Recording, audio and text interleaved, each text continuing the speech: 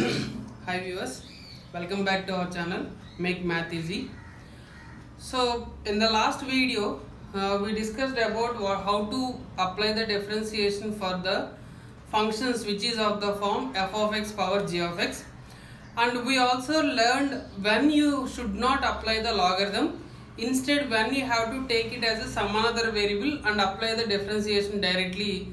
Later you have to use the logarithm for individual functions and then you have to substitute in the previous function. This also we learned in our previous class. Now in today's class we will learn about how to differentiate the parametric equations. So before going for learning how to differentiate the parametric equations, let us first come to know what is basically the parametric form represents. Okay, later we will go into the differentiation concept with respect to the parametric form. So if you remember, in our class 11 we learned conic sections called as parabola, ellipse, hyperbola. These are the three conic sections we learned. Along with this, anyhow circle also we learned, right? So the first standard form of parabola, we know that y square is equal to 4x, and if you remember in your class 11 you learned the parametric form for this is x is equal to 80 square comma y is equal to 280. For ellipse the standard form is x square by a square plus y square by b square is equal to 1. For this the parametric form you learned x is equal to a cos theta, y is equal to b sin theta. For this x square by a square minus y square by b square is equal to 1, where x is equal to a secant theta, y is equal to b tan theta. Come to the circle, the standard form with center as an origin, x square plus y square is equal to a square, where a represents the radius of a circle. For this the parametric form is x is equal to a cos theta comma y is equal to b sin theta. So now let us try to understand what is the reason for getting these type of forms actually, right? That is a very important thing that you have to notice. So one thing, if you observe here, all these conic sections whatever we had drawn, it has its own shape. For parabola you are having either a C shape or a U shape, depends on the curve it is. For example, if it is y square is equal to 4x, means the shape of the parabola will be in the form of C like this. Okay. Now just observe one small thing here. This is x-axis and this is y-axis. So you can observe here this curve will be going on like that. There is no end point for this, right? So if you just observe on this curve, you are having infinite number of points on this, and each point will satisfy the parabola equation y square is equal to 4x for a given value of a. So what is the point that you have to notice here is, it is humanly impossible to let you know what are all the infinite points that I am having on the parabola or on the circumference of parabola. So that's why instead of giving you the direct values of say some x comma y, what I am going to do, I am just going to give a standard form in such a way that what the x-axis is, x point is following and the ordinate is following. So that means if I substitute x with 80 square and y with 280, I will be getting 280 whole square is equal to 4a into 80 square. If you further simplify this, you will be getting 4a square t square is equal to 4a square t square. What is the point that you can understand from this is, as this point x is equal to 80 square and y is equal to 280 is satisfied by the parabola, which means that this point is also lying on the circumference of parabola, which indicates further that every point on the parabola on the circumference of parabola will always take the form of x is equal to 80 square and y is equal to 280. So that means you may get a doubt now how we can say this is the point on the circumference of a parabola. Simple thing, if you try to give the different values of t, you will be getting different values of x and y. So that means those points are satisfied by the parabola equation. That is why we are saying that x is equal to 80 square and y is equal to 280 is the parametric form which gives you information about the set of points that are lying on the circumference of parabola. Similarly, if it is a case of ellipse also, it is the same thing. So we will have an ellipse like this. This is the major axis, x-axis is major axis, and minor axis is this one. This is the point nothing but a comma 0. This is 0 comma b. This is minus a comma 0. This is 0 comma minus b. So you are saying here x is equal to a cos theta and y is equal to b sin theta. Obviously, if you substitute x and y in the given ellipse equation, for sure it will get satisfied and you will be getting 1 is equal to 1. So you can just observe here, if I draw a line like this to a point of p x comma y which is on the circumference of ellipse, makes an angle of theta here. With respect to this theta, I am defining every point on circumference of ellipse as an x is equal to a cos theta and y is equal to a sin theta here. Now just try to observe here what is actually happening when you try to bring down the point P to the A. That means here we are having a point P. If I just reduce this line towards this point A, this theta will become 0. When theta is equal to 0, if you substitute here, you will get x is equal to A and y is equal to 0. That is why the coordinate point is A comma 0. Similarly, take this point P towards this point here. That means that theta will become an angle of 90 degree. If you substitute 90 here, you will get x is equal to 0 and y is equal to b. That is how 0 comma b.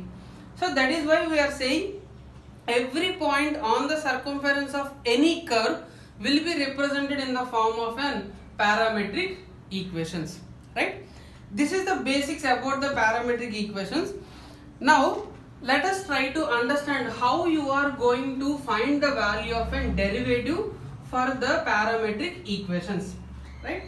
Let me take the same example of ellipse.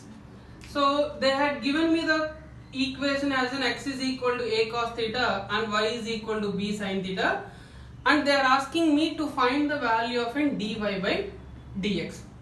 So till now, if you observe the questions that we solved, you are having something like y is equal to x power 6, y is equal to x power x, or y is equal to log of sin x, like this. So these are all the functions where you are directly dealing with the variables. What I mean by directly dealing with the variables means you are having x as well as you are having y directly. But here in the parametric form, we know that they won't give you value of x and y directly. Instead, they will be just giving you the form of x and y, what it follows. So that means x is a some function of theta and y is some function of theta here, right? So if you have to find out the value of dy by dx, what I have to do, as the variable here is theta and the variable here is theta, I have to get the value of dy by dx as dy by d theta whole divided by dx by d theta. So you can just remember it like d theta and d theta will get cancelled and again you will be getting dy by dx. So the point you have to notice here is when the given function is not represented very clearly in terms of the main variables, what you have to do, you just have to figure out what is the parameter over there and you have to differentiate the given function with respect to that parameter, and if you have to get the dy by dx means you have to calculate this value like this. Instead of this, if I ask you to find the value of dx by dy, it is just the same thing, dx by d theta divided by dy by d theta. So the point you have to notice here, as the variable is not mentioned directly, you have to apply the differentiation with respect to the parameter that they had given to us, which is a variable. That is why we are saying that x comma y are the parametric forms represents all the points that are existing on the circumference of the given curve. So that means it is a variable, it is not fixed at a one particular point. So you have to apply the differentiation for x and y with respect to that variable, and then you have to find the value of dy by dx or dx by dy according to the context using this formulation. Now let us come back to this question. They had asked us to find out x is equal to, they had given x is equal to a cos theta, y is equal to b sin theta, and they are asking for dy by dx. So let us apply differentiation here. Dx by d theta is equal to a into d by d theta of cos theta. Dy by d theta is equal to b into d by d theta of sin theta, because a and b are constant that can be pulled out of the differentiation. So finally I will be getting dx by d theta as in minus a into sin theta and dy by d theta as in b into cos theta. But they are asking for dy by dx, which means dy by d theta by dx by d theta. So that means you have to substitute this dy by d theta b cos theta divided by minus a into sin theta, which is nothing but minus b by a cot theta. The common mistake what students will do is, here instead of substituting dy by d theta as a b cos theta, they tempted to substitute as a minus a cos theta minus a sin theta, because dx by d theta is the first term. So it's not about what is the first and what is the second. It's according to your requirement, you have to substitute in the formula to get the required answer. Sometimes what they will do, they will ask you to find the dy by dx at theta is equal to say some pi by 2, they will say, okay, or pi by 4, anything you can take.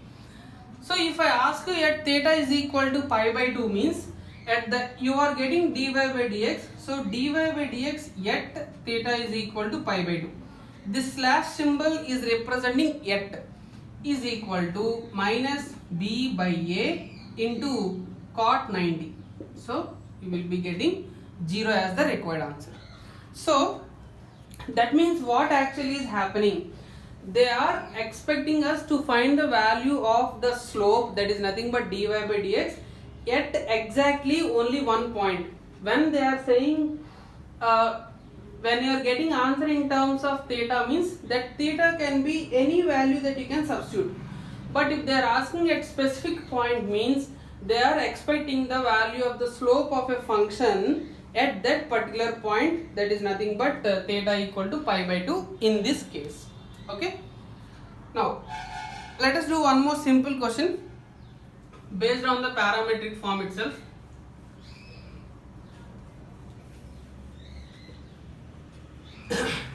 See, for example, if this is my question, x is equal to a into e power theta cos theta minus sin theta, y is equal to a into e power theta cos theta plus sin theta, then find dy by dx at theta is equal to pi by 2. Okay. Again, first thing, you should observe what is the parameter given here. Clearly you can see that parameter is theta, so you have to apply the differentiation with respect to theta. Okay. So let us apply differentiation dx by d theta, d by d theta of a into e power theta cos theta minus sin theta. So a is the constant that can be pulled out.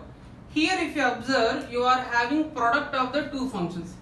So just please think what is the rule that you have to apply to find the differentiation for this function. It is a very simple one.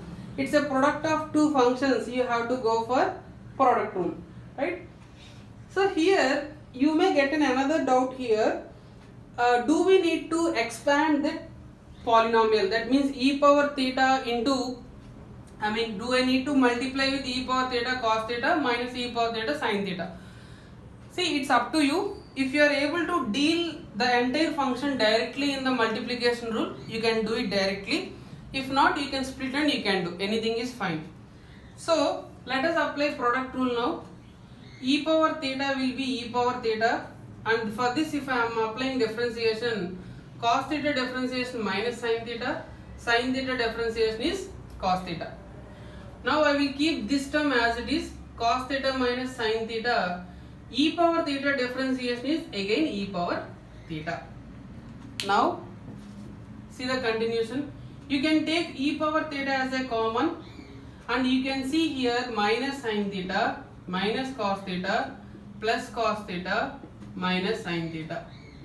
So plus cos theta minus cos theta will get cancelled. You will get minus 2a e power theta sin theta.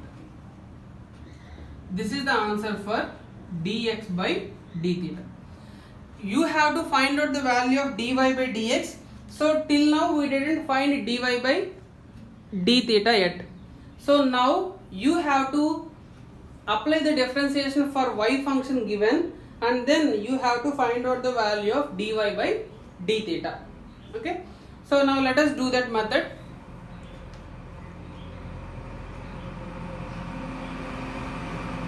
Let me arrange this. So y is equal to a into e power theta cos theta plus sin theta. Now I am applying differentiation. A is a constant, again can be pulled out. Again here it is a product of two functions. Use the product rule here.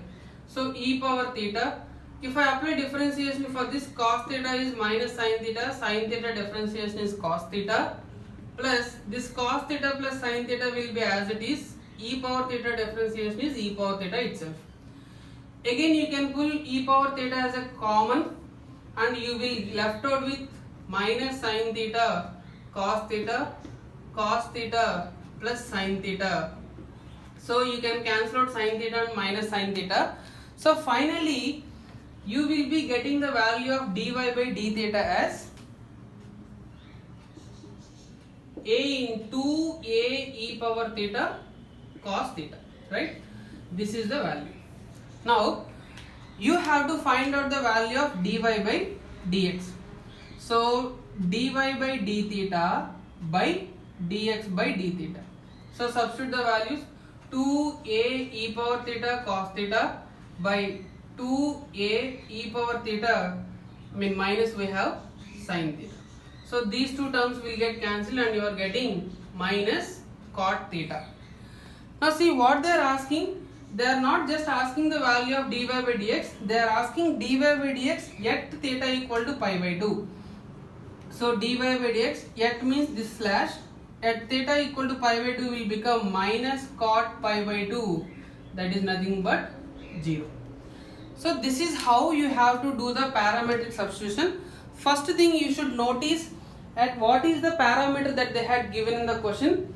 If after identifying the parameter, you have to apply the differentiation for x with respect to that parameter and differentiation for y with respect to that parameter, and then you have to find dy by dx to get the resultant answer, right? Here I just want to tell you one small thing. What is the common mistake that students will do? Now see, I will just take another simple example and then I will tell you what is the common mistake students will do. For example, if I take the previous question itself, x is equal to a cos theta and y is equal to b sin theta, find dy by dx at theta is equal to pi by 2. If this is my question, what is the common mistake that students will do is, they will try to substitute this theta is equal to pi by 2 in x and in y. That you should not do. Just observe the question, find dy by dx at theta equal to pi by 2. That means first you have to find out dy by dx, later only you have to substitute this theta in the resultant like this. You are not supposed to substitute this theta equal to pi by 2 in the starting itself, because it will give you 0 by 0 form. Because once if you substitute theta equal to pi by 2 here, you will get x is equal to 0 and y is equal to b, which are constants, and if you apply the differentiation you will get a 0. Ultimately dy by dx will become 0 by 0, which is 0 as undefined you are getting, right? So to avoid this type of mistakes, please understand the question correctly whether they are asking dy by dx at theta equal to pi by 2 or values of x and y at theta equal to pi by 2, right? These are the important points that you have to notice when you are doing the parametric form differentiation. In the next class, we will try to see some another important models in the parametric form where you no need to go for directly differentiation like this. Instead, we will make use of some properties related to that corresponding concept, and then we will apply the differentiation for that. Okay, thank you viewers.